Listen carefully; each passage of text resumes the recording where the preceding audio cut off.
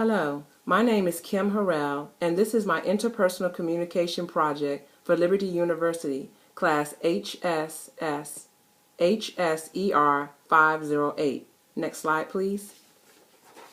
Introduction. According to Stewart, interpersonal communication is the kind of communication that happens when people involved talk and listen in ways that maximize the presence of personal.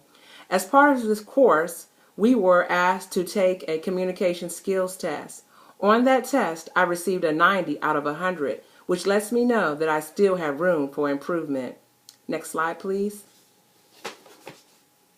Overarching goal. Having an overarching goal is important because it will keep you on track of what you'd like to achieve if you have something that you are working towards. My overarching goal is to develop communication skills, to improve my listening skills to a level 1, also to make an impact with all of my relationships. In my job and my career, I love to communicate with my coworkers and my peers, and my overarching goal is to become more effective even when I evangelize. When I go into the streets, I want to be able to listen and meet the people where they are. That is my overarching goal. According to Burley and Allen, describes genuine, empathetic listening as being aware, not allowing distractions, and focusing on speakers' overall communications. Good communication, according to Stewart, equals a happier life. Next slide, please. Enlarging the conversation. The definition of enlarging the conversation is understanding your skills in communication, knowing your weaknesses, and finding the skills to improve those weaknesses, all the while inviting others to join in on a conversation. My personal definition is to enhance the quality of the conversation by evaluating your weaknesses and also your strengths. Next slide. Do you know who you are? Behavioral blend. According to the Uniquely Me assessment, I was a CSI. And that means that I enjoyed following directions. I was very good in speaking in front of the public, was a favorite of peace and harmony, stable, reliable, friendly, cheerful, and I don't want to leave out kind. Those were the different versions that we read out of the book of our personality types. Next slide, please. Potential barriers in interpersonal communication. There are several barriers to communication, including interruptions and, according to Allen, a listening skill level of 2. Our goal is to be a level 1 listener. How to become a better 1 listener?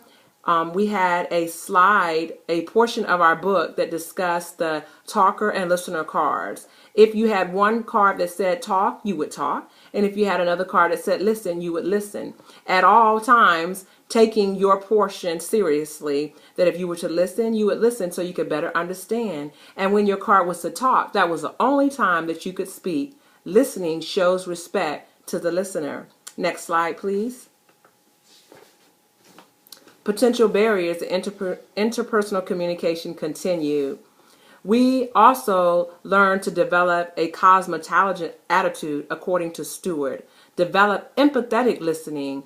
Empathetic listening just means that you don't have to agree, but to emphasize and to listen and to better understand what he or she is feeling. Next slide, please. Noise pollutions. Things that cause us to be distracted while in conversation.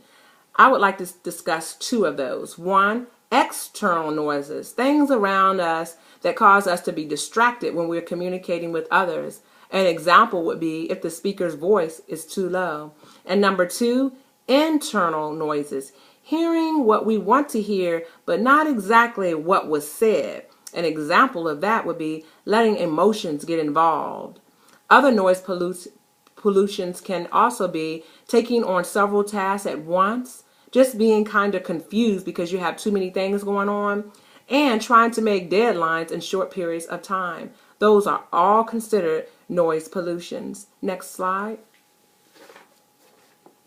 And the conclusion would be communication can be very complex. I could go on and on about the things that I learned throughout this course about listening skills. Listening, I've learned, is very powerful. And when you communicate, it's more to it than listening. You have to be aware of the body language, how the person is coming forth, certain key words that a person could be letting on to. Even the assessment in this course gave me a measurement of where I am. It kind of compared me to the things that I need to improve on. And it even showed me some of the things that I really didn't want to know about myself. But by the assessment, it let me know that we all fall short.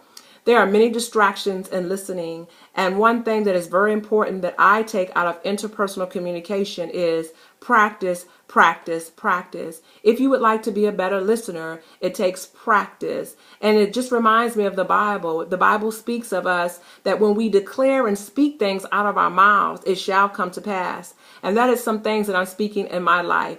To speak and declare that I'll be a better listener, to take time, even as Moses in the Bible, he had a speech impairment, but the Lord said that he would be with him. And I feel that the Lord will be with us as we try to improve our interpersonal communications. Next slide, please.